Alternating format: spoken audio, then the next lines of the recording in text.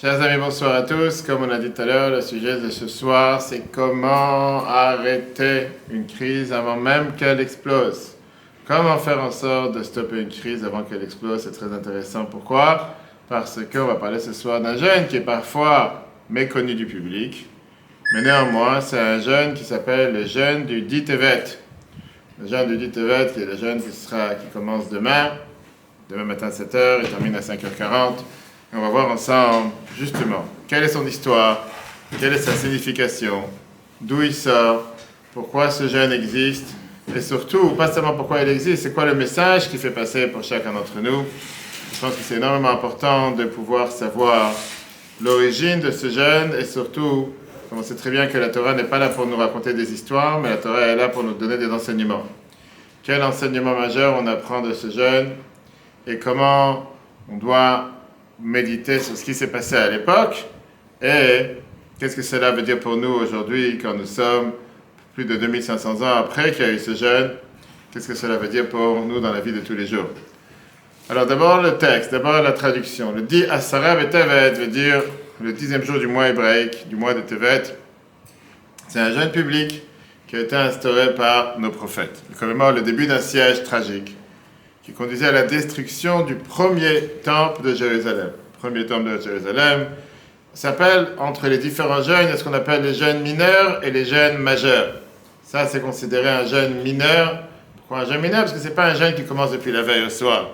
Alors que les grands jeûnes, qui sont le jour de Kippour et le jeûne de Tisha B'Av, ça, c'est des jeûnes qui commencent depuis la veille au soir, alors que les Dit Tevet fait partie du groupe de jeûnes qui commencent depuis seulement le matin.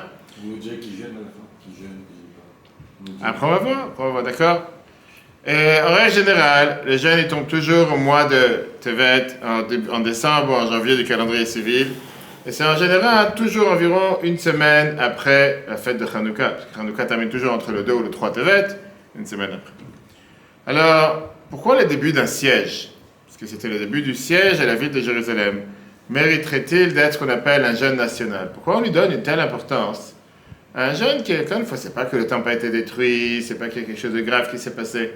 Pourquoi on fait de ça une tellement grande importance? Ça, c'est la question qu'on va s'attarder dessus ce soir. On va d'abord regarder sur qu'est-ce que ça veut dire ce siège, surtout quelle est l'origine de ce jeûne et quelles sont les prophéties, qu'est-ce qui s'est passé autour de ces jours, le 8, le 9 et le 10 Tevet. Vraiment, l'origine du jeûne du 10 Tevet est relatée dans la Bible, en l'an 588 avant l'ère commune. On parle ici le 9e année du règne du roi de Tzidkiyahu, le dernier roi de Juda. L'empereur babylonien Nabuchodonosor, en hébreu Nabuchodonosor, il est venu avec son armée pour assiéger Jérusalem. Ce drame est décrit dans les livres de Mlachim, les livres des rois, comme le 9e année de son règne, le 10e mois. Le 10e jour du mois, Nabuchodonosor, roi de Babylone, marcha contre Jérusalem avec toute son armée, il campa devant elle et éleva des retranchements tout autour. Le prophète Ézéchiel, qui se trouvait déjà exilé à Babylone depuis une première déportation, reçut une révélation divine précisément ce jour-là. Voici ce que Dieu lui dit, de noter le nom de ce jour même, en ce jour même, le roi de Babylone s'est rapproché de Jérusalem.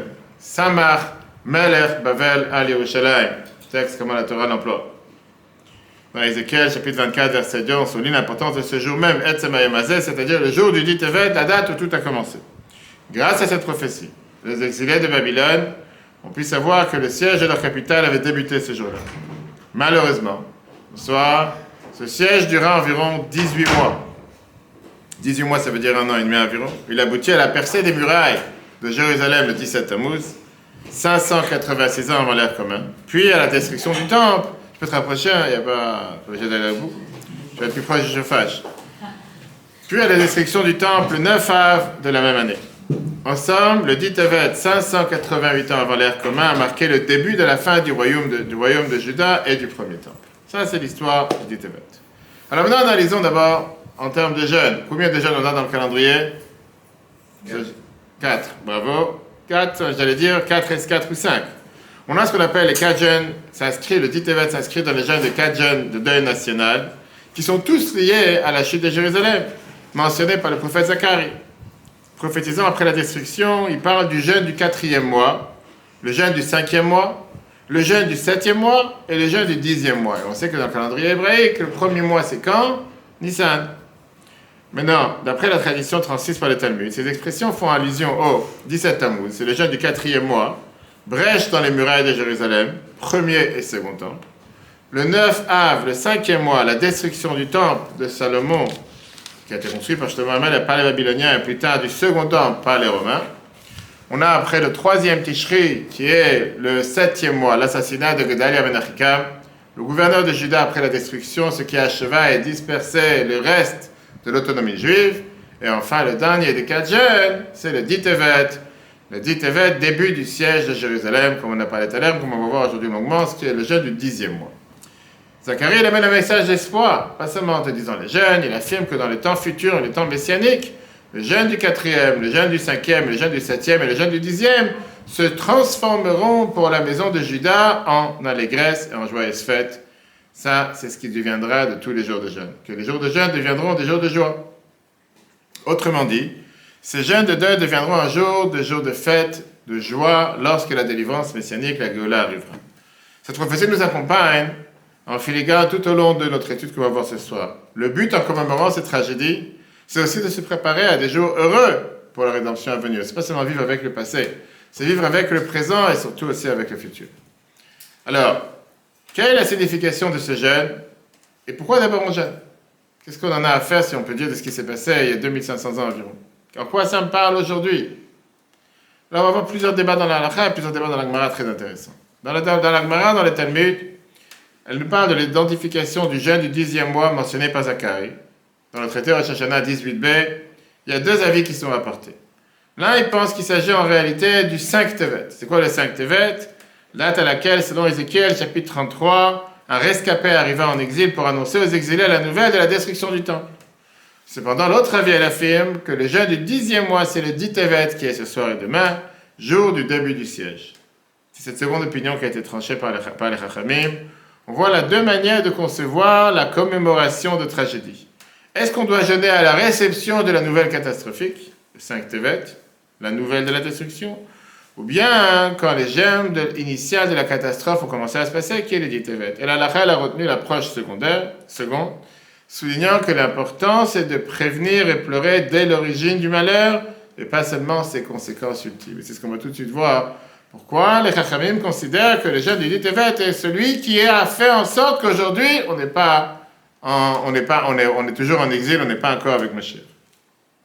Dans le Talmud de Rosh Hashanah, on enseigne que ces 4 jeûnes n'ont pas toujours eu un statut obligatoire. Du temps du second temple, quand il y avait ce qu'on appelle une forme de paix et restauration, le temple était là, ces jeûnes avaient été suspendus, ils étaient transformés en jour de jour. Il n'y a pas lieu de pleurer sur la destruction du premier temple, le deuxième temple il est là. D'accord?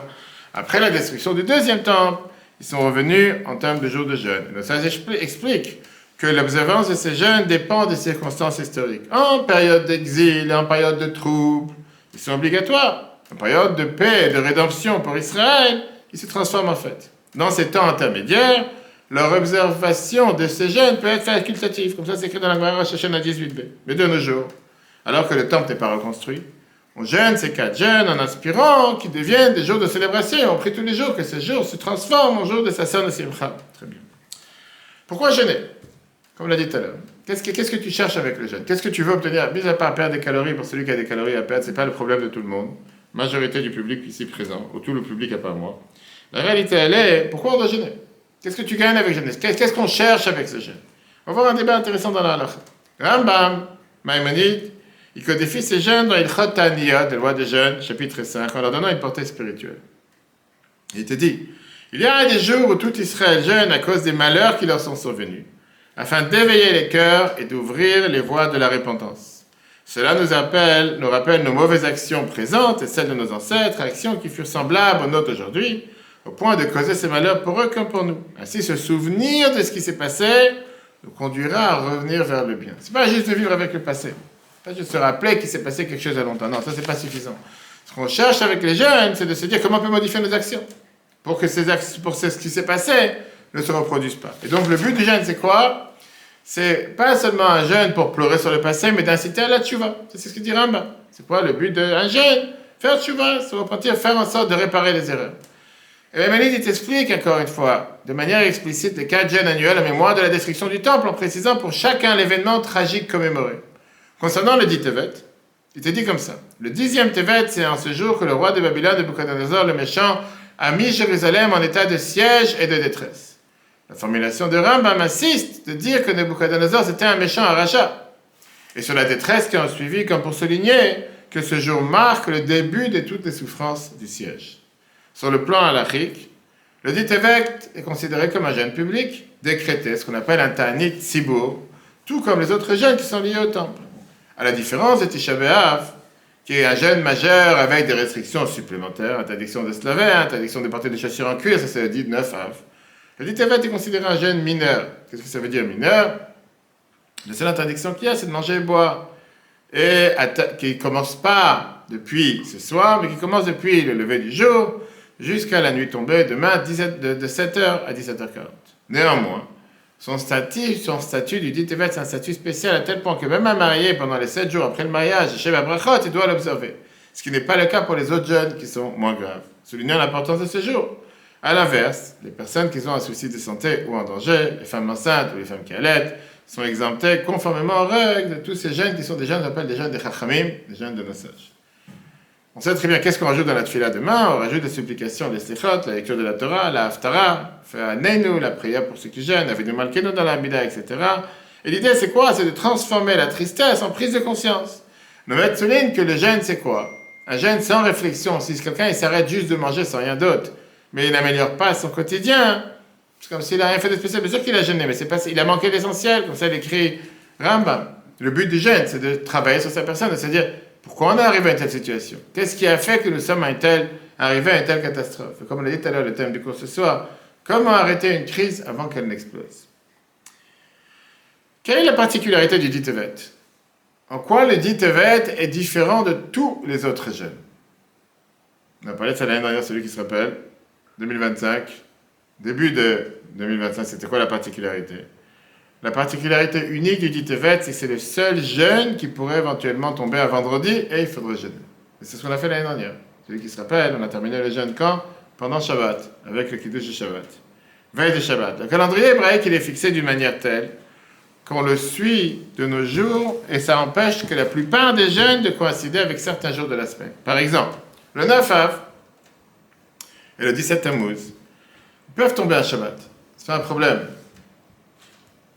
Mais, quand ça tombe Shabbat, qu'est-ce qu'on fait? Se repousser à dimanche, bravo.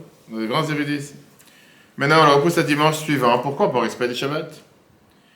Le jeûne de Gedalia, le 3 Tishri qui peut aussi tomber à Shabbat, quand tu as Rosh Hashanah qui tombe jeudi, vendredi, on ne jeûne pas Shabbat, on le repousse à dimanche.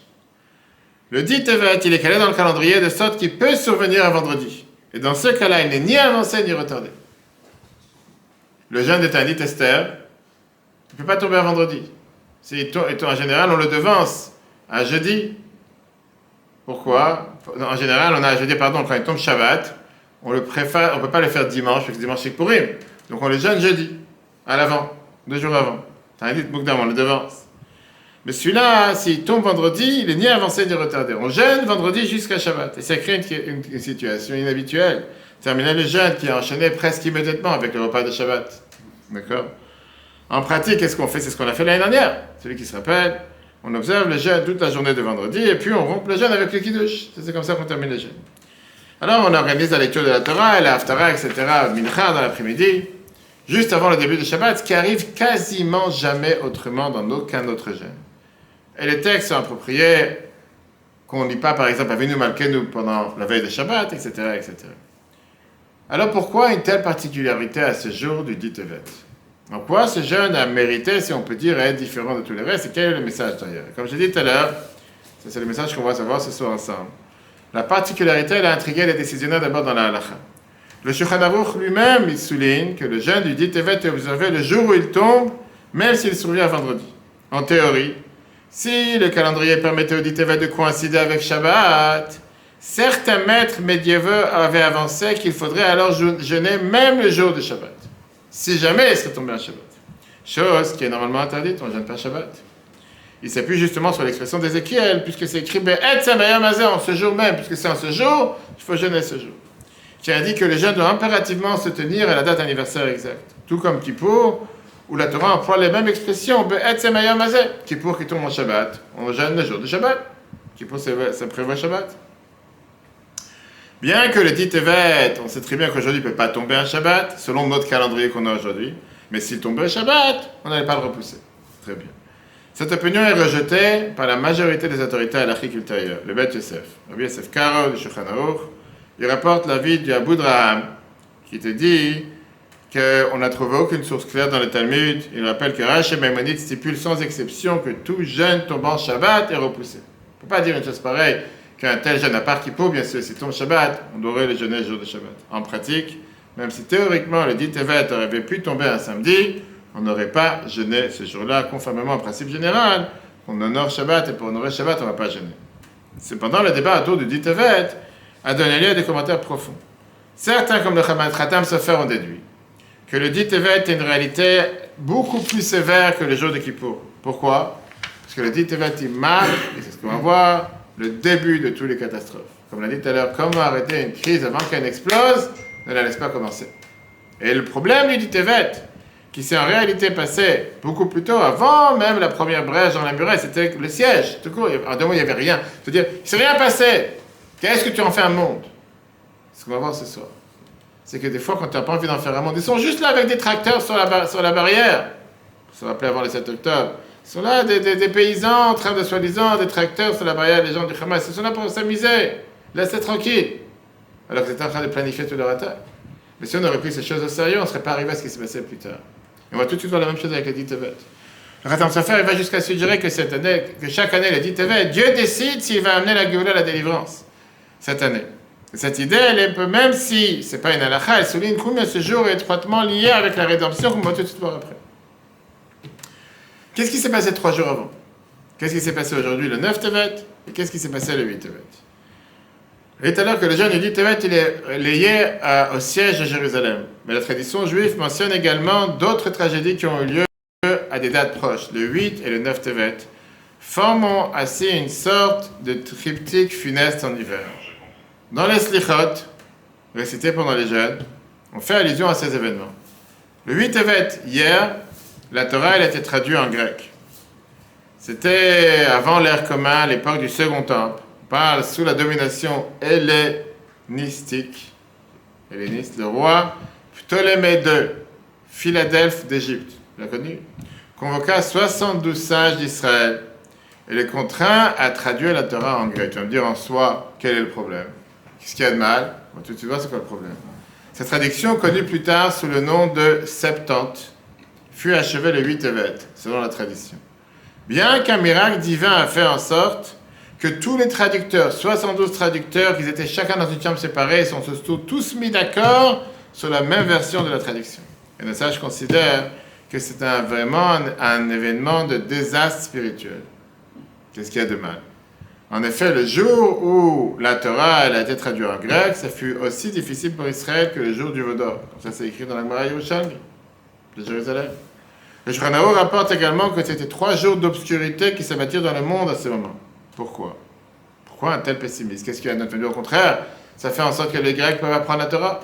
Et la réponse, elle est parce qu'en traduisant la Torah, on a inévitablement perdu la profondeur et la subtilité liées à la langue sacrée. La Torah écrite contient d'innombrables allusions et enseignements cachés dans les choix des mots, les valeurs numériques, les tournures grammaticales qu'on utilise, autant d'aspects intraduisibles. Et ça, tu ne veux pas traduire par des gens juste pour traduire. Et nos sages craignaient qu'une fois que la Torah est accessible en langue grecque, alors ça s'appelait la lingua franca culturelle, elle soit considérée comme un texte ordinaire, soumis aux interprétations hasardeuses des philosophes, et que les non-juifs, voire les juifs peu éduqués qui n'ont pas forcément appris la Torah, perdent de vue son caractère divin, et que chacun commence à interpréter dans la Torah ce qui lui intéresse. Effectivement, les Septante a fini par être adoptés par d'autres religions. Et ces légères divergences avec le texte hébreu traditionnel ont causé bien des confusions. En somme, le 8 Tevet marque une atteinte à l'intégrité de la Torah et un lien exclusif entre le peuple juif, la Torah et sa langue originelle. Ça, c'est le problème numéro 1. Qu'est-ce qui s'est passé le 9 Tevet? C'était la disparition d'Ezra et Nehemia. Le 9 Tevet, c'est aussi un jour de deuil, mais pour une cause beaucoup plus mystérieuse. Le Shulchan Aruch lui-même, le Code de la Juif, te raconte que la raison de ce jeûne n'est pas connue. En réalité, plusieurs traductions existent. La plus connue, c'était que c'est le jour où mourut Ezra Sofer, Ezra le scribe, le grand chef spirituel qui ramena les exilés de Babylone en Terre Sainte et rétablit la Torah au sein du peuple juif, au début de l'époque du Second Temple. Certains ajoutent que son fidèle compagnon de mission, qui était Nehemia, également décédé ce jour-là, la perte d'Ezra et éventuellement de Nehemia fut un coup dur, car ça signifie la fin d'une génération de guides exceptionnels. La fin des prophètes, la direction spirituelle qui avait tellement aidé le peuple à se reconstruire après la première exil. D'autres explications plus ésotériques du Neuf Tevet existent en te disant que ce n'était pas seulement le jour où il y avait le décès d'Ezra et Nehemia, mais c'était la naissance d'un personnage historique étranger au judaïsme, ou l'action cachée d'un sage comme les premiers chrétiens. Mais dans un cadre général, on met l'accent sur Ezra et Nehemia. Donc on vient et on retient le Neuf Tevet qui symbolise la perte d'un leader spirituel et un guide de la Torah pour le peuple juif. Et enfin le 10 Tevet qui a suivi le siège de Jérusalem. C'est l'événement central, comme on l'a détaillé plus haut. Ce jour marque le début du siège qui aboutira à la destruction du temple quelques années plus tard. Et en cela, il représente le début de la perte de la souveraineté politique, spirituelle du peuple juif sur sa terre et son sanctuaire, son temple. Ça veut dire que c'est le jour où tout a commencé. Si maintenant on prend ces trois événements, le 8, le 9 et le 10 Tevet, successifs sur 3 jours, ça trace une sorte de gradient de malheur. D'abord une attaque sur la Torah elle-même, traduction en grec. Après une attaque sur les sages et chefs spirituels et décès d'Ezra. Et enfin une attaque de la nation et le temple, siège de Jérusalem. Et ces trois piliers, la Torah, le leadership spirituel, le temple, la nation étaient ébranlés, le scénario de l'exil était mis en place. Vient le Rabbi. Et le Rabbi fait souvent ressortir que rien n'est fortuit, qui veut dire rien qui est fait par hasard. La conjonction de ces dates suggère que la cause profonde des catastrophes, ce n'est pas uniquement militaire ou politique, mais c'est aussi spirituel. Il y a une raison derrière, il y a tout ce qui se passe dans ce monde, il y a sa source dans le monde d'en haut. Lorsque la Torah est affaiblie par les peuples, par exemple lorsqu'on cesse d'en approfondir par le sens authentique de la Torah, et qu'on la dilue avec des traductions et des cultures étrangères, qui étaient le but de la traduire en grec, et lorsque les grands leaders disparaissent, ou bien ils ne sont plus écoutés, alors le terrain est malheureusement propice à des malheurs nationaux. Inversement, cela nous indique sur quel front on doit travailler pour annuler les décrets, et pour annuler les jeûnes. Comment? Revigorer l'étude de la Torah dans sa pureté, valoriser les guides spirituels de Chachamim, et aussi utiliser tous les moyens pour inverser le sort de ce qui s'est passé à l'Édith. Et on voit le rapport avec le jour. Alors quel enseignement nous apprend le 10 Tevet pour le jour d'aujourd'hui en 5786? Beaucoup de gens te mettent un accent sur la conclusion, les résultats.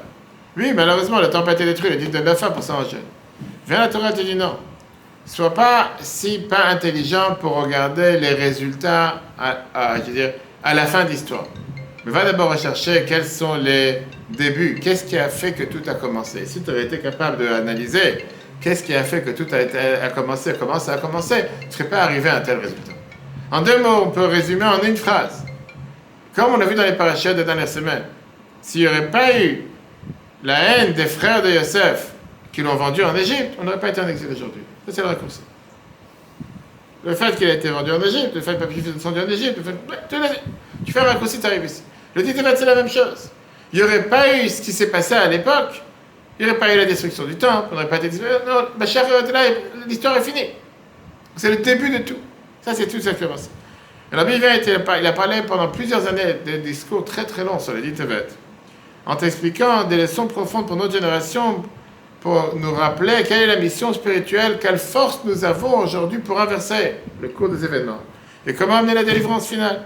Plusieurs points que la Bible a mentionnés. Le premier point, Dieu n'envoie pas une maladie s'il n'envoie pas un médicament d'abord. Dieu n'envoie pas une épreuve s'il ne te donne pas les forces pour la surmonter. Dieu n'envoie pas une difficulté si avant ça, il ne te dit pas comment tu vas pouvoir t'en sortir. Après, tu as le choix d'ouvrir les yeux ou pas ouvrir les yeux. Et la Bible se souligne que le fait qu'on a une telle gravité unique le jour du 10 Tevet, puisque c'est le jour où a débuté, où c'était le début de toutes les calamités, de toutes les difficultés, parce que sans le siège du 10 Tevet, il n'y aurait pas eu la brèche du 17 Tammuz, des années plus tard. Il n'y aurait pas eu la destruction du temple du 9 Av. Ça, c'est la source, si on peut dire, de toutes les raisons pourquoi on est en deuil aujourd'hui sur la destruction du temple. Citant le commentateur Rabbi David Aboudraham, Il note que le dit Tevet peut être considéré comme le plus sévère des jeûnes après Kippour. Kippour, bien sûr, c'est écrit dans la Torah, mais après Kippour, c'est le jeûne le plus dur parce que c'est le premier qui a tout enclenché. Ça a tout suivi derrière. Parce qu'il porte la cause initiale de l'exil, tout au long de l'exil dans lequel nous sommes, de 2500 ans. Alors oui, bien sûr, il y a eu le temps pendant un exil de moins de 2000 ans. Mais en tout cas, depuis la destruction du premier temps. Tout au long de cet exil que nous vivons s'enracine dans ce jour du dit Tevet. Cela pourrait sembler accablant. Mais précisément, la Chassidoute nous enseigne que Dieu précède le remède, la médecine, le médicament, avant la maladie. Autrement dit, quand survient une épreuve, Dieu il te donne, il plante à l'intérieur de ça la guérison future. Tu as des gens qui ne vont pas regarder à l'intérieur, vont voir ça en noir, et nous on a la possibilité de voir la lumière qu'il y a à travers une épreuve. Et il faut remarquer ici, regarde un détail surprenant de récit historique. Le siège de Jérusalem, bien qu'épouvantable, ça a eu un effet énormément positif. On l'a revu ces dernières années. Quel effet positif? Ça a forcé les habitants qui étaient à l'intérieur du siège à se regrouper, à s'unir, à rester ensemble. Contrairement à ce qui s'est passé quand il n'y avait pas de siège, chacun était là pour soi. Mais le fait qu'il y avait un siège, de l'extérieur, tout le monde est devenu solidaire. À l'intérieur des murailles. Tous ensemble, pris au piège. Les Juifs de Jérusalem ont dû assis se serrer les coudes, partager les ressources, prier collectivement pour la délivrance. Ce qui s'est pas passé avant. Et quand on remarque ce qui s'est passé les derniers 3 ans en Israël, c'est exactement la même chose. Il y avait cette dispersion, ils ont été attaqués, tout ce qu'on veut. Et juste après ça, le peuple juste s'est réuni. On va se battre, on va réussir, tout le monde s'est réuni. Alors, malheureusement, parfois il faut recevoir une claque pour le faire. Mais la réalité, elle est que grâce au siège, si on peut dire, que Nabuchodonosor n'était pas forcément assez intelligent pour comprendre que grâce à ça, les Juifs vont s'unir. Ça a fait en sorte que les Juifs se sont unis, qu'on veuille ou pas. Ainsi, Nabuchodonosor a dit que rapprocher les Juifs les uns des autres. Et ça a fait en sorte, il a dit que justement, puisqu'on te dit que la phrase que c'est, qu'on a mentionnée tout à l'heure dans Ézéchiel, Samach vala bavala Yerushalayim. Samach, ça vient aussi du mot Samour, proche. Ça a fait en sorte que les Juifs se sont rapprochés. Derrière la menace extérieure, il y avait une opportunité, l'unité interne. Si cette unité avait été sincère et assortie d'un retour vers Dieu, et faire tchouva comme ils auraient dû faire à l'époque, à ce moment-là, ça aurait dû annuler le décret destructeur total. Malheureusement, le peuple n'a pas suffisamment su exploiter cette chance. L'unité, c'était une unité qui était superficielle. Et les rivalités internes, la corruption et les fautes, la haine gratuite, on dit, c'est pour ça que ça a causé la destruction du deuxième temple. Comme la tradition pointe comme cause de la destruction du temple, ont pris le dessus. Mais le message reste, et ça c'est l'enseignement qu'on a pour nous aujourd'hui, que la solution était là, dès le début, cachée dans l'épreuve elle-même. Et la tire de ça une leçon majeure pour aujourd'hui. Si l'exil a commencé le dit Tevet, c'est aussi parce qu'il y a une énergie spirituelle, ce jour du dit Tevet, qui permettra que l'exil prendra fin. Concrètement, ça signifie que l'unité du peuple juif, ça c'est la clé de la rédemption. En renforçant l'amour fraternel, ce qu'on appelle la bâtisse Israël, la solidarité, on peut pas seulement annuler l'exil, mais transformer l'exil en joie, comme l'a dit tout à l'heure. On dit que les jours de jeûne en soi n'ont pas de valeur. Comme Hachem va venir, ce n'est pas des jours qui vont être annulés, c'est des jours qui vont se transformer en jours de joie. Ça veut dire que ce décret, ce malheur, c'est un malheur qui en réalité, il peut se transformer en plus grand bonheur, si on est capable de regarder ce qui se passe à l'intérieur. L'habitude dit comme ça, le jeûne du Tevet nous rappelle que toutes les tragédies ultérieures, la destruction des temples, l'exil, plongent leurs racines dans ces jours. Mais il nous rappelle aussi que le remède y était présent, l'unité. La leçon pour nous est claire, la manière de mettre un terme à l'exil et d'accroître l'unité du peuple juif. C'est le discours que Rabbi a prononcé le dit Tevet, 5743-1982. Alors la question que tout le monde demande, rassembler quoi? Rassembler chaque juif. S'unir avec n'importe quel juif, même celui qui est intéressé à rien, même celui qui ne veut rien faire, ou celui qui ne sait pas faire. Pourquoi perdre longtemps avec des gens pareils? Avec qui on doit s'unir? Est-ce qu'il y a des limites à cette unité? Et le Rabbi répond encore une fois, regardons cette prophétie d'Ézéchiel, que l'unité doit englober tous les membres du peuple juif, même ceux qui semblent être éloignés de la Torah de la vie juive. Comme ces juifs que dans Chanukah, le 8e soir, qui sont allumés avec nous la menorah pour la première fois. Je dis, ils n'ont pas allumé encore une fois cette année. Quoi, ils ne sont pas au courant que c'est Chanukah, la fête des Lumières? Ézéchiel a en effet prophétisé que lors de la rédemption, Dieu réunira les deux royaumes, c'est la Haftarah qu'on a lu ce Shabbat, les deux royaumes d'Israël, celui de Juda et celui d'Ephraïm, en une seule main. Alors à l'époque d'Ézéchiel, le royaume dit d'Israël, Ephraïm était spirituellement déchu. Il n'était pas présent avec celui de Juda.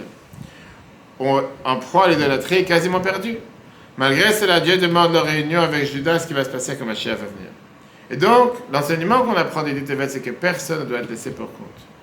Même de nos jours, le Rabbi explique, de nombreux juifs sont comme ce qu'on appelle des enfants qui ont été captifs, élevés loin de la Torah, sans forcément connaître la beauté de la Torah. Cela ne fait pas d'eux des ennemis, mais des frères et sœurs à re-aimer, à ramener avec bienveillance. Et cette unité, version d'Itevet, n'est pas un petit cercle fermé. C'est une ouverture de cœur qui va chercher chaque âme juive pour le recontacter à ses racines, reconnecter à ses racines. Je me rappelle comme aujourd'hui en 1991, il y avait un juif à Bnei Brak qui avait dit qu'il y aura un deuxième holocauste sur Israël parce que les juifs, ils ne sont pas malheureusement pratiquants, ils ne font pas Shabbat, etc. Et que les missiles de Saddam Hussein qui vont tomber sur Israël vont faire un massacre parce que les juifs ne sont pas pratiquants, parce qu'ils mangent du porc, ils ne font pas Shabbat, etc. Alors, en général, Rabbi ne répondait pas à tous ceux qui disaient des bêtises pareilles. Mais je me rappelle comme aujourd'hui, Vaïchi Ketvo Shabbat cette semaine, c'est le dit Tevet. On peut entendre la voix dans l'entendre. J'ai entendu la voiture hier, c'est le discours, on peut l'entendre Shabbat aussi. Combien le Rabbi l'a crié? On vient de dire dans la Haftara du jour de jeûne qu'il a marché mes pensées ne sont pas vos pensées, mes manières d'agir ne sont pas vos manières d'agir. Et toi, tu penses savoir quels sont les chemins de Dieu. Toi, tu connais les chemins de Dieu en disant que Dieu nous en préserve à envoyer un deuxième holocauste sur Israël parce que les Juifs ne font pas Shabbat, ils ne mangent pas Kasher. Pourquoi tu parles? Et comme si c'était pour justifier que oui, voilà, pendant la Shoah, c'était des Juifs qui n'étaient pas pratiquants, pour ça ils ont mérité la Shoah. Comme ça avait été dit. Et c'est pour ça que Dieu va envoyer, que Dieu nous en préserve une deuxième Shoah. Rabbi a crié, tu es en train de dire que ces Juifs qui sont morts à l'Holocauste étaient des fauteurs? C'est combien de gens sont morts à l'Holocauste qui étaient d'abord des pieux, des bébés, des enfants, tous ce sont des fauteurs. Ça veut dire que la Shoah c'est une punition. Rabbi dans son discours raconte comme quoi même le rachat, la personne la plus mécréante sur terre, la plus mauvaise sur terre, ne mérite pas d'avoir 1% des punitions de ce qui s'est passé pendant la Shoah si c'était une punition. Alors pourquoi ça s'est passé? Je n'ai pas d'explication. Qui nous sommes pour comprendre le chemin de Dieu sur terre? Mais de là à venir justifier en disant oui, c'est des fauteurs, des gens qui ne sont pas pratiquants, des gens qui ne sont pas religieux. Pour ça, ils méritaient d'avoir une telle punition. Qui peut parler comme ça? Qui peut comprendre le chemin de Dieu? C'est comme quelqu'un la semaine dernière qui a dit dans un cours que puisque à Sydney, il y avait, je sais pas, il y avait tellement de gens qui sont simples, pour ça Dieu a décidé de faire en sorte qu'un rabbin il parte pour pardonner sur 10 000 juifs. Il ne faut pas dire son nom. Comment on peut s'imaginer qu'on comprend le chemin de Dieu, qu'on doit analyser et comprendre? Comme la Bible avait dit plusieurs fois à des soldats ou à des juifs qui ont perdu des proches avec des attaques terroristes, il ne faut pas oublier que oui, un soldat doit avoir cette protection, il doit avoir son charpat, il doit avoir son, comment on appelle ça, l'armature pour être protégé, pour pas. Mais il ne faut pas oublier que c'est pas parce qu'il n'a pas eu sa protection qu'il a été tué. Il a été tué parce qu'il y a un terroriste qui l'a tiré dessus. C'est le terroriste qui l'a tué. C'est pas parce il aurait été protégé. Alors qu'est-ce que tu tournes la tête? Alors lui, il n'a pas eu cette protection, cette armature. Mais c'est pas ça qu'il a tué. Ce qu'il a tué, c'est parce qu'un terroriste l'a tué. Qu'est-ce qu'on tourne la tête? Alors lui, peut-être qu'un juif, il fait Torah et Mitzvot, un juif, il est proche de Dieu. Peut-être qu'il a une protection en plus. Mais c'est pas parce qu'il n'a pas fait que pour ça il mérite de tuer. Il a été tué que Dieu n'a pas qu'un terroriste a tué. Pour ça, j'ai aucune explication pourquoi. En termes pratiques, la Bible encourage à aller vers les autres, avec un esprit qu'on appelle de kirouv, rapprocher les autres. Inviter des connaissances qui sont même peu pratiquantes à faire Shabbat, comme Laurie a fait tellement bien la vie de sa copine. Partager un enseignement de Torah accessible. Proposer à la juive de mettre des tefilines. Hier, j'étais déjà à l'aéroport, je passais, comment on appelle ça, pour la sécurité. Il y a un monsieur à côté de moi, un jeune, avec des cheveux longs. Et il me dit, je vois c'est écrit sur votre sac des lettres en hébreu. Je viens de commencer à apprendre l'hébreu, mais je ne sais pas ce que c'est écrit. J'ai dit, c'est mon nom. Sur les sacs de tefilines, tout, c'est écrit ton nom. Bref, j'ai dit, regardez, il ne fait pas un conduit. Vous voulez mettre les tefilines? Oui, justement, j'allais vous demander. Je suis bien, on fait vite. On passe la sécurité rapide. On met les tefilines avant l'ashkira, avant le coucher du soleil. On met les tefilines comme ça dans l'aéroport, devant tout le monde. Tu vois, les gens, ils s'arrêtent. Et tout d'un coup, il y a quelqu'un qui vient et qui se rapproche de nous, avec un sourire. Tu as tout de suite compris qu'il est juif. C'est pas un musulman qui va se rapprocher. Là. Je dis, viens, mets tes tefilines toi aussi. Il fait, non, moi j'ai mis ça à la kippa. Il fait, moi j'ai déjà mis ce matin, pas besoin. Tu vois, un juif qui a pas. Mets-lui les tefilines. Qu'est-ce que ça donne? Je fais une mitzvah avec un juif. Qu'est-ce que ça commence à dire? Non, comment il est habillé? Qu'est-ce qu'il a fait hier? Pourquoi il est en voyage? Il va en vacances, ça pour le nouvel an, il n'a pas pris ses tefilines. Il commence à faire des questions. Après, tu as la possibilité de faire une mitzvah avec un juif. Fais la mitzvah pour pas de questions. Qu'est-ce que tu vas commencer à calculer? Qu'est-ce qu'il a fait hier? Qu'est-ce qu'il fera demain? Est-ce qu'il est sincère? Qu'est-ce que tu comprends? Faites, c'est tout. Ce matin, j'avais une conférence avec l'armée pour préparer la 21e mission d'Israël avec les soldats. Et on parlait sur les types de soldats, les soldats qui vont être là, etc. Pas les différents soldats. J'ai dit, écoute, le seul but, c'est quoi? C'est que des soldats qui n'ont pas de tefilines, qui puissent en avoir. J'ai dit, surtout dans mes pas de religieux. Je ne fais pas ça pour des religieux. C'est pas pour eux qu'on fait cette mission. On fait la mission pour ceux qui n'en ont pas eu. Qui n'ont pas eu cette chance d'en avoir. Qui n'ont pas fait de la mitzvah. Ou qui ont peut-être eu une paix, mais qui l'ont perdu. Qui n'ont pas les moyens d'en avoir une. Pour eux, pouvoir les aider. Quelqu'un qui a des tefilines, qu'est-ce que je veux dire pour dire, ouais, moi aussi j'ai envie d'avoir une deuxième paire en plus. Quand je vais envoyer quoi, tu toi. D'abord, t'inquiète-toi pour ceux qui n'en ont pas. Ça, c'est le but. Et puis, continue en te disant, ça, c'est le rôle qualifié à notre époque, la Bible a plusieurs fois qualifié comme l'époque de la rédemption, la délivrance. Après toutes les atrocités qui sont passées dans le XXe siècle avec la Shoah, et le fait que le peuple juif revient en Israël, on est sur le seuil de la délivrance. Et dans ce contexte, un jeûne du dit Tevet prend une résonance particulière. D'une part, il sert un jour de souvenir collectif pour toutes les tragédies. D'ailleurs, on sait très bien qu'en Israël, le grand rabbinat a choisi le dit Tevet comme le Yom HaKadish HaKlali, le jour du Kaddish général, c'était juste après la Shoah, en récitation du Kaddish pour tous les victimes de la Shoah, qu'on ne connaît pas forcément leur date de décès ou quoi que ce soit. D'autre part, c'est surtout l'appel à l'action. Le dit Tevet, c'est pour te dire de renverser la donne. C'est à nous de tout faire pour pouvoir le transformer en jour de joie. La Bible sait que nous devons aujourd'hui transformer ces jours en jours de joie. Comment? Par des actions positives. C'est pour ça qu'il a encouragé ces jours à donner la tzedaka, charité, parce que la tzedaka peut amener la délivrance. Étudier la Torah supplémentaire, des passages qui sont en rapport avec la construction du temple. Et c'est pour ça que même en 1987, quand il y a eu ce fameux jugement autour de la librairie du Rabbi, la restitution des livres dans la bibliothèque du Rabbi, le Rabbi a lancé l'initiative que du 10 Tevet au 10 Shvat, qui sont 30 jours avant le jour que le Rabbi est devenu Rabbi, le 10 Shvat, que chacun prenne sur soi de rajouter dans les études. Pas seulement de rajouter dans les études, rajouter dans les examens. Le Rabbi avait parlé aux jeunes de la Shiva en disant qu'il y aura des examens tous les 10 jours. Et venez pas dire j'étais pas prêt pour l'examen, pour le test. Il avait dit qu'on vous demande de mettre de côté, soi-disant, votre humilité. Et apprenez ce qu'on vous demande d'apprendre. C'est quoi l'idée des examens? Pour se dire, être sérieux, tu vas devoir te préparer, il y a un jour important qui arrive. Montre-moi qu'est-ce que tu as appris, qu'est-ce que tu as fait, tu n'es pas là juste pour chauffer les bancs.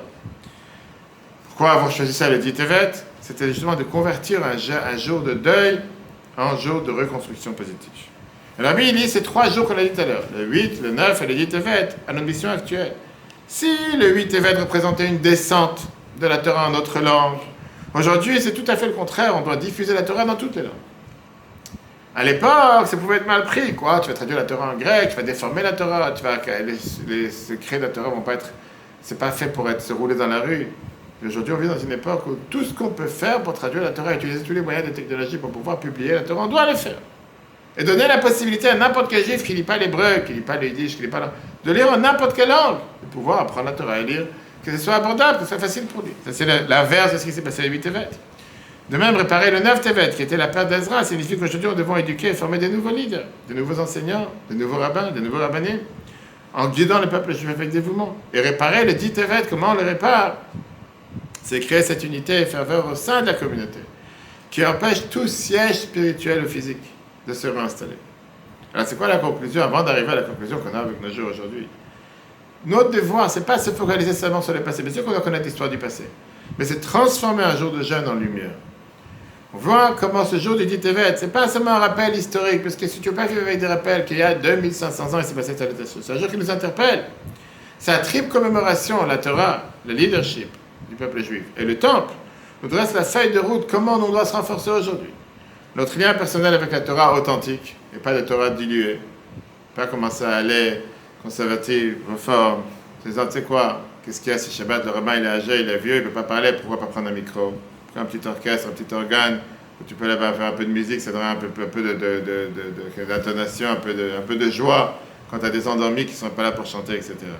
La Torah, elle doit rester authentique, on ne peut pas, comme l'a dit dans la Mishnah, le but c'est de rapprocher les gens à la Torah, pas de rapprocher la Torah aux gens. Numéro 2, pas seulement notre respect et soutien au maître spirituel du peuple juif, mais l'unité du peuple juif en tant que tel, pas en se disant, moi je dois m'unir seulement avec les religieux, et pas avec les non-religieux. Et en pratique, comment on renforce cette mission, le dit Tevet? D'abord en étudiant et redécouvrant la Torah. Puisque le 8 Tevet, on a vu la Torah perdre de sa clarté dans une autre langue. Aujourd'hui, on doit faire l'inverse. Le mouvement inverse, c'est quoi? On doit consacrer du temps à étudier, comme la Bible avait lancé la campagne d'apprendre le Rambam, qu'on va terminer dans 2 semaines, dans un mois, le 15 Shvat, la mitzvah du jour, le chumash de chaque jour, les psaumes de chaque jour. Que chacun d'entre nous ait un moment d'étude chaque jour pour avoir la vraie valeur de la Torah. Aujourd'hui, avec les applications, Torah.fr, il ne manque pas les moyens aujourd'hui pour que quelqu'un, quand il est dans la route, dans la voiture, peut entendre un cours. Organiser un devoir personnel de se dire, je ne peux pas un jour rester sans manger, je ne peux pas un jour rester sans apprendre. Chaque jour, je dois me dire en quoi j'ai enrichi mes connaissances aujourd'hui, en quoi j'ai enrichi mon âme spirituelle, en quoi j'ai donné à manger à mon âme, mais je n'ai pas donné à manger seulement à mon corps. Pas forcément de la pratique et de la foi. Ça, c'était Ezra et Nehemia. Qu'ils étaient la flamme spirituelle du peuple juif. La même chose aujourd'hui, on a le devoir de rapprocher, pas seulement rapprocher, mais d'élever notre flamme. Par exemple, quoi? Prendre sur soi une mise supplémentaire, améliorer son attention dans la prière. C'est-à-dire, si jusqu'à aujourd'hui je priais en 5 minutes, je priais 6 minutes, 10 minutes, encourager un ami à venir à la synagogue, allumer le bougie de Shabbat, quelqu'un qui n'a pas son habitude. Devenir nous-mêmes, chacun d'entre nous, des leaders du peuple juif. Chacun d'entre nous devenir un leader dans sa famille, dans son entourage, dans ses connaissances. Et après, l'amour du peuple juif. Puisque le siège à Jérusalem symbolise la désunion interne. La haine gratuite qui, selon nos sages, était celle qui a causé la cause profonde de la destruction. Alors pour contrer cela, on doit prendre le dit Tevet, c'est-à-dire d'agir avec une générosité désintéressée. Ne pardonner, réconcilier, donner la tzaka. Avant agir, je suis parti dans une dans un hôpital qui était pour les gens qui sont malades mentales. Mais des vrais, pas des faux. Et la personne à l'accueil me dit, mais vous parlez, quel est le but? Pourquoi vous venez allumer ici une bougie avec quelqu'un qui n'a pas toute sa tête? Je fais, c'est un juif. Il a le devoir de faire Hanouka. C'est 5 minutes qu'il y a les bougies, il va être éclairé, il va voir la lumière de Hanouka. Après, je passe qu'après ça, il était tellement content de le faire. Il n'est pas là pour juger qui mérite de faire une mitzvah et qui ne mérite pas de faire une mitzvah.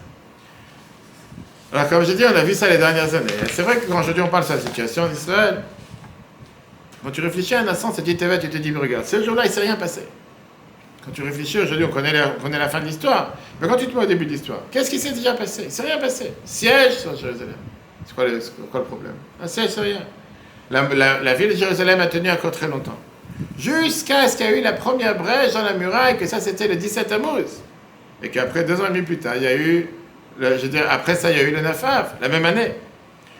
Néanmoins, la Torah te dit que le dit Tevet est un jour si grave. Pourquoi? Parce que c'est le jour où tout a commencé qui a fait que plus tard, il y a eu le 17 Tammuz et le 9 Av. Et bien, la Torah te donne ici une leçon importante. Jamais regarder les conséquences si tu ne regardes pas d'abord la cause qui a amené à telle conséquence. Tu veux réparer un problème, ne répare pas la conséquence. Va d'abord réparer la cause. Parce que le dit Tevet apprend combien on doit toujours réfléchir et analyser le début de tout ce qui a fait qu'on est arrivé à une telle situation. Regarde pas la fin. Quand tu as, en règle générale, une petite fuite dans un tuyau, tu vas dire, ouais, c'est qu'une petite fuite. Mais le jour où tu as la maison inondée, où tu as la salle de bain inondée, ou la cuisine inondée, tu vas pas venir te dire comment c'est passé. Ça fait 6 mois que la fuite, elle est là. Tu t'es pas occupé de la fuite. Tu te dis, ouais, c'est quelques gouttes, c'est pas grave, tu mets un scotch. Le jour où le tuyau, il a explosé. Qu'est-ce que c'est comme question? Depuis 6 mois, tu étais au courant qu'il y avait quelque chose qu'il fallait réparer. Tu as laissé traîner. Voilà ce qui s'est passé aujourd'hui. Les Khamim nous disent, c'est la même chose comment le mauvais penchant peut parfois faire tomber une personne. Il ne va jamais venir te dire arrête de faire Torah mitzvot. Fais pas Shabbat, mange pas kasher. Il ne va pas venir te dire te comporte pas comme un juif doit se comporter. Il va te dire qu'est-ce qu'il y a si tu n'as pas mis les filets en te levant le matin? Qu'est-ce qu'il y a si tu n'as pas fait ta prière dès que tu t'es réveillé? Va attendre la journée. Ah, maintenant il fait nuit 4h30, 5h. C'est pas grave, tu as encore quelques minutes. Des fois, les gens jouent avec le feu et après ils t'appellent, il est 6h, je n'ai pas fait mitzvah. Pourquoi tu as attendu la dernière minute? Vous pouvez faire mitzvah depuis midi et demi, 1h. Pourquoi tu devais attendre la dernière seconde? Mais tu as des gens comme ça. La Gemara te dit comment ils travaillent les mauvais penchants. Aujourd'hui, il te dit fais telle chose. Demain, une autre chose. Après-demain, une autre chose. Je sais que tu dis va faire l'idolâtrie. Il commence d'abord par des petits pas. Et la Gemara te dit d'abord, il rentre comme un invité une fois de temps en temps. Après, il devient un invité habituel. Après, il devient un invité journalier. Après, il devient quelqu'un qui partage ta chambre avec toi. Jusqu'à ce qu'il devienne le patron chez toi. Ça, c'est comment agit les mauvais penchants. Et tout celui qui agit dans l'éducation, et c'est exactement la même chose. Des fois, tu dois identifier les soucis et les problèmes depuis le départ, au début de l'année. Et pas attendre que la fin de l'année arrive pour dire « Ah, il y a tellement de problèmes, il y a tellement de tel, il fait tellement de mal à tel élève, tel, il n'agit pas comme il faut envers tel élève. » Pourquoi tu n'agis pas les problèmes quand ils sont encore petits? Tu éteins le feu quand il est petit, que de le laisser grandir, après c'est trop tard pour pouvoir l'éteindre. Et des fois, ça peut être juste de vouloir isoler un enfant, de vouloir mettre un enfant à l'écart.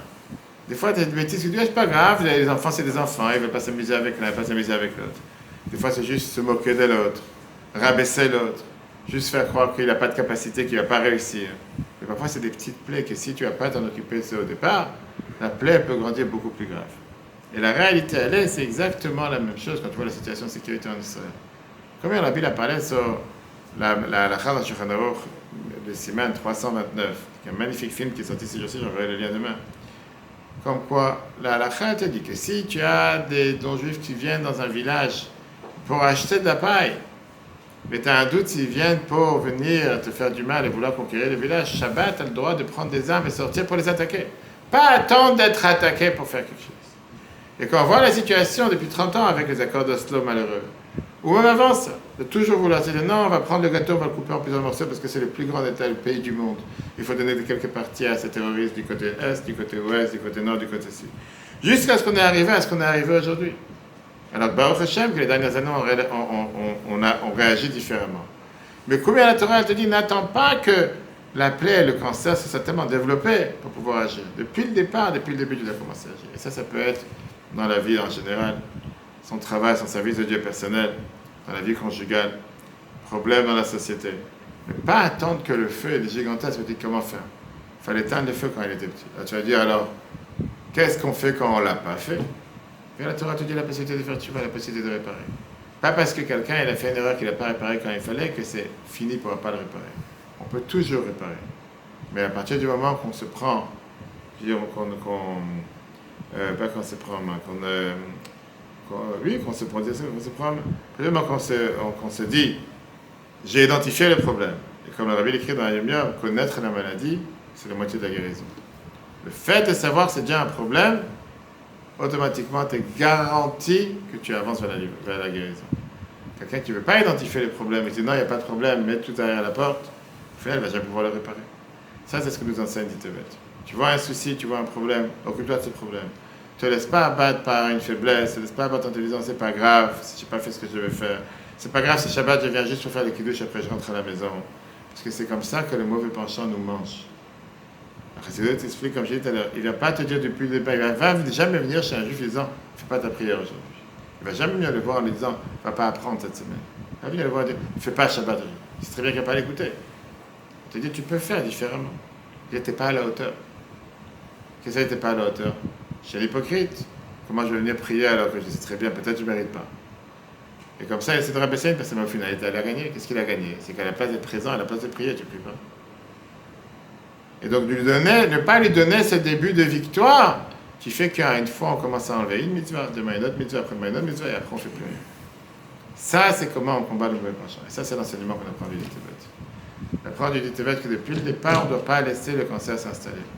Depuis le départ, on ne doit pas laisser la force du mal s'installer. Mais comme j'ai dit, il ne va pas venir te convaincre en disant qu'il ne faut pas faire. Mais te convaincre pourquoi tu ne mérites pas de le faire. Pourquoi tu n'es pas à la hauteur. Pourquoi ce n'est pas pour toi. Pourquoi tu ne mérites pas? Parce que tu es tellement mal que tu ne peux pas te permettre de faire ta mitzvah. Ce n'est pas pour toi ces choses-là. Parce que s'il vient te dire tu ne dois pas le faire, tu ne vas pas l'écouter.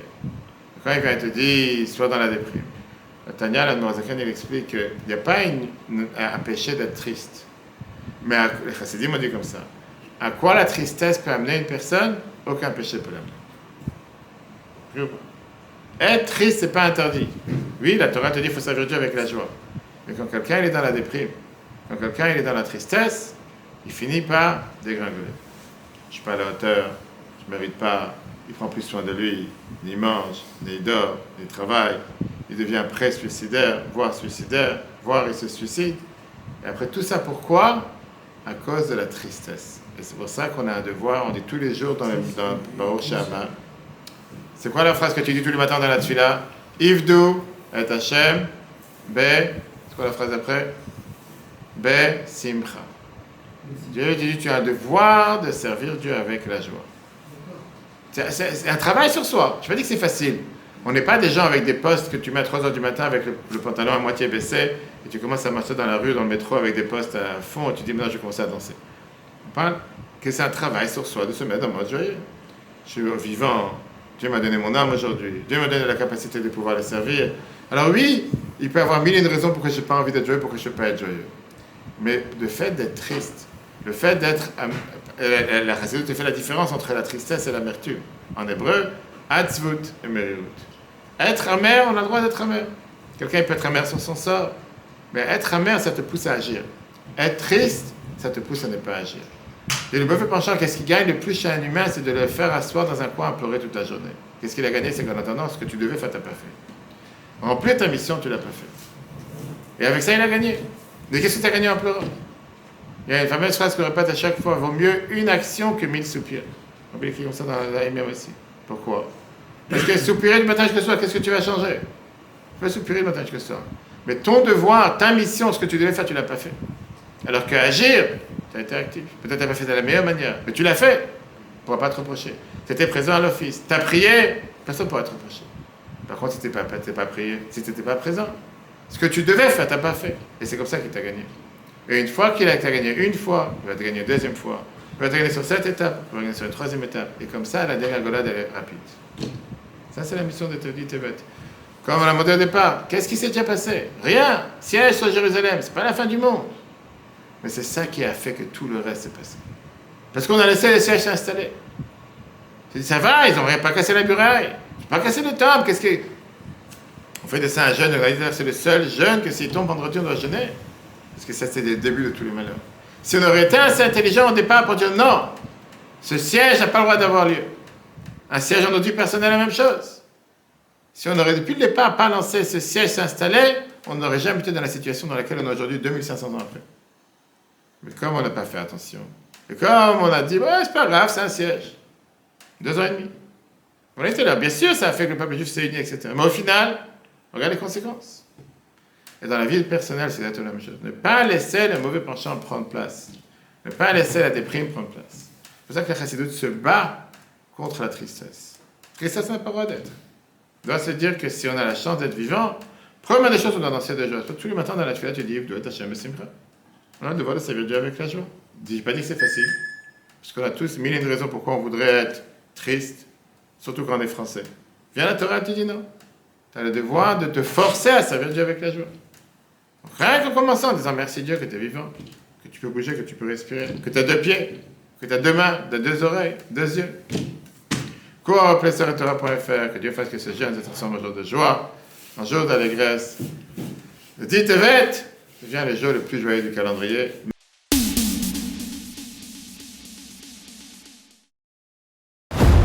Eutora.fr, la Torah en live. Ce cours est proposé par Eutora.fr. Pour nous aider à continuer à diffuser les cours de Torah, vous pouvez faire même une petite contribution sur notre site www.eutora.fr dans l'onglet « Faire un don ». Retrouvez-nous aussi sur les réseaux sociaux.